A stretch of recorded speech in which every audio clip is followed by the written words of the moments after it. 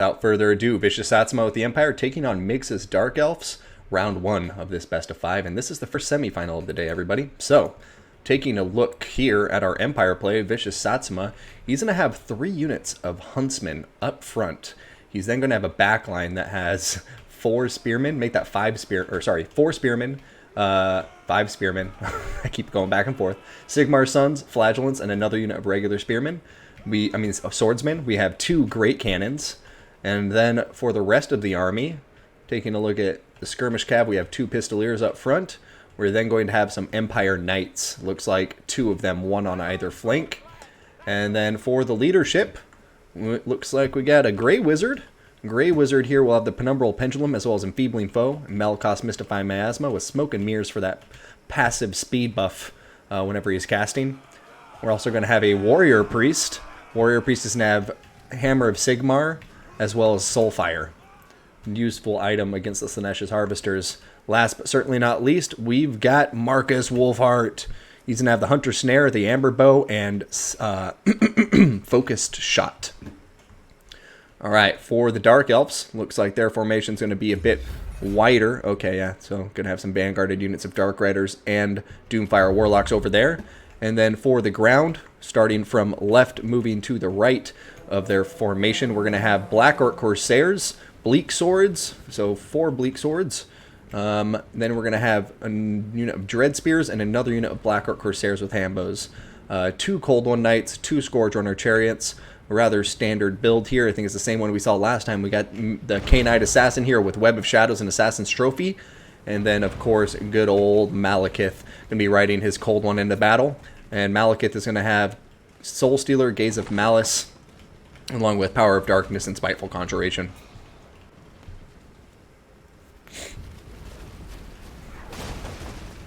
Looks like Marcus Wolfheart is going to be shooting some Bleak Swords to start off with.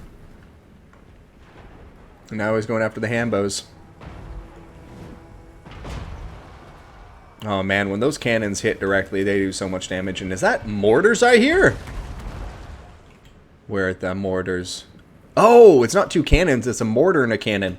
I was halfway expecting to turn around and see some beautiful mortar wagons on the battlefield, in which case I would give the default automatic victory to ViciousSatsuma. I kid. Alright, look, this is a great opportunity for some missile fire and cannon fire and mortar fire. These are 2 Bleak Swords stacked up on top of each other. Just give me a mortar. Give me a mortar. No, it looks like they're going to be focusing on the Black Orc Corsairs with Hambows. Probably a good decision considering these units are much more dangerous for the Empire. They have good armor all the way up at 80, and obviously they have handbows. Looks like the Empire Knights are maneuvering in the back line, getting ready to counter the Dark Riders and the Doomfire Warlocks. However, they've just left a huge gap here for the Warlock Riders, the Doomfire Warlocks, to dive in on top of these Huntsmen. But Hunter Snare going down on top of them, a nicely timed cast there. Flagellants coming after the Scourge Runner Chariots. But I see Cold One Knights pouring through this gap in the center of the Empire line. And I see a Penumbral Pendulum. Is it going to do a lot? Oh my goodness gracious. That was perfectly placed, doing so much damage to those 2 units of Bleak Swords. We have Cold One Knights in the back line on top of the cannon doing quite a lot of damage. Dark Riders in here on top of Huntsmen. But the Pistoliers are firing in, Spearmen are coming in, and the Empire Knights have just dived in.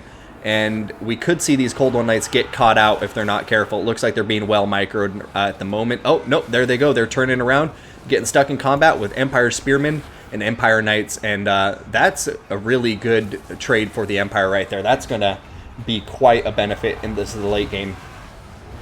Over here, see the K-Knight Assassin fighting with the Warrior Priest. Looks like the combat's going his way. He does have the Bleak Sword supporting him as well. Huntsmen over here, pretty much unimpeded. Doesn't look like they're firing though. Okay, looks like they may be given an attack order soon. But yeah, in the back line, the fight looks like it's been going relatively evenly, but I think the Empire's about to get the edge as this Empire Knight dives in for a rear charge on the Cold One Knights, causing them to waver and potentially rout because they're sandwiched in between Spearmen and the Empire Cavalry. Rampage going off now. Black Orc Corsairs with Hambows diving in. A Soul Stealer getting popped here on top of the Empire Knights and Marcus Wolfheart. Very nice. And it does look like we're seeing the same thing as last time with the Huntsman General, which is just that unless he has something to protect Marcus, is just a liability. And, you know, the balance of power is still in favor of the Empire, but now look at that. It's actually going back to even, if not a little bit Dark Elf favored, as Marcus Wolfheart is just getting smashed by good old Malekith here. And there he is. He's dead. Marcus is dead, and now come the Knights trying to protect him, and they were needed a while ago. But understandably, they were focused on winning this combat, killing him off. A Gaze of Malice coming in here, and a little bit too forward placed, but still doing some nice damage against those spearmen. Pistoliers are firing away. And now for the other Empire leadership. So the Grey Wizard's still alive. The Warrior Priest looks like he may be dead at this point. Probably died at the K9 Assassin where we left him in that combat previously. And this is just looking really Dark Elf favored. You know, the Empire was looking really strong for a moment, but then that moment disappeared, and now it's looking like we're going to see another Dark Elf victory over the Empire here. And I have to say, I mean, maybe it's just me being biased because I'm not a big, like, Missile Lord character. I know people like Sipho's who can play Missile Lords incredibly well, and, you know, also ViciousSatsuma as well. But when it's Dark Elves, I don't know. Just give me, like, a Boris, a Karl Franz, somebody else. I don't necessarily like the missile units here.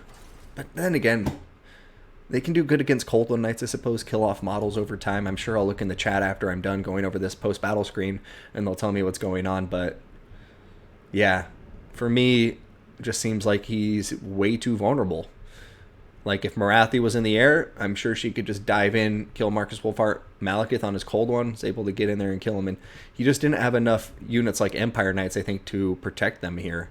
I honestly would have liked to have possibly seen a trade from these Pistoliers. Well, actually, no, Pistoliers have the mass too, so I guess they could be okay. But I think maybe one more Empire Knight would have worked better. Or ditching one of these artillery pieces, probably the mortar. I love mortars, as you guys probably know by now. But it's... yeah, I don't know. I just think with 3 missile units, 2 artillery pieces, you're going to need at least 1 more cavalry unit to help protect, especially if you don't have, like, Karl Franz's Lord. If you have Karl Franz's Lord on his Griffin Deathclaw, then I think you're okay, because he can basically protect the rear lines too while the guns and the archers do their work. But yeah, if you're going for all foot lords and just only 2 units of cav to defend your backline, then I think it's going to be rough. But still, beautifully played to both of these players. ViciousSatsuma, we'll see if he can claw back and make this an ace match. But Migsa starting off strong here with a 1-0 lead.